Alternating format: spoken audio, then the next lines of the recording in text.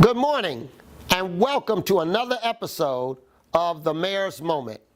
As always, I am your host, Eugene W. Grant, Mayor of Seat Pleasant, a smart city of excellence. If you can recall, last week I talked to you about how cities fail in their attempts to transform into smart cities because they often jump straight into the implementation of technology before addressing the fundamentals or foundation of their city.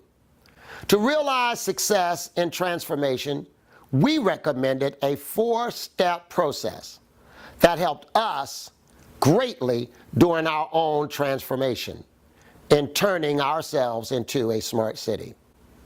Step 1 in that process is to leverage your existing assets and capabilities as the cornerstone for progress.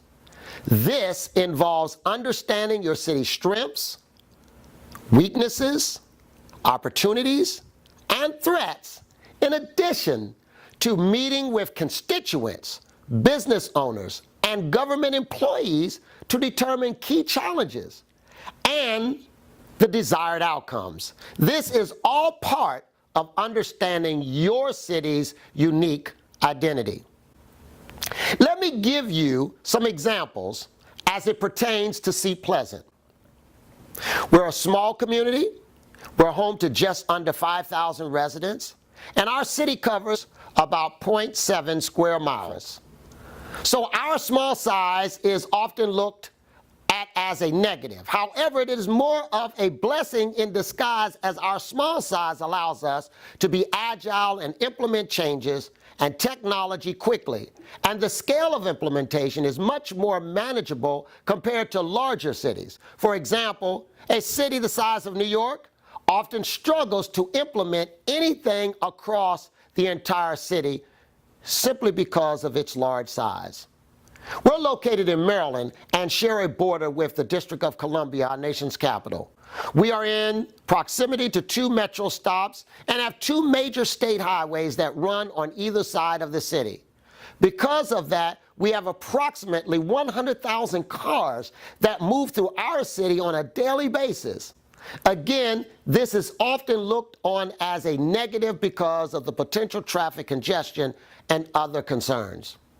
However, our strategic location on the border of Washington, D.C., and our proximity to public transit hubs, as well as the number of people passing by our city, actually helps us attract investment and generate revenue for the city.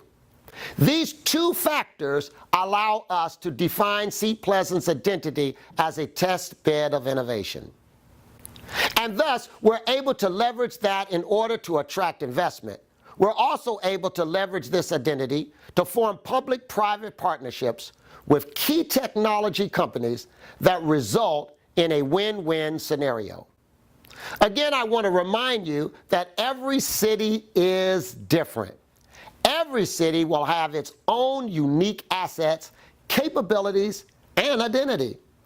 We urge all city leaders to start by identifying these and then devise strategic plans that leverage them for the greater good of their respective cities. Thanks for watching another episode of the Mayor's Moment. As always, we encourage you to visit us at www.seatpleasantmd.gov to learn more on how we engage, educate, and empower a smart city. See you next week.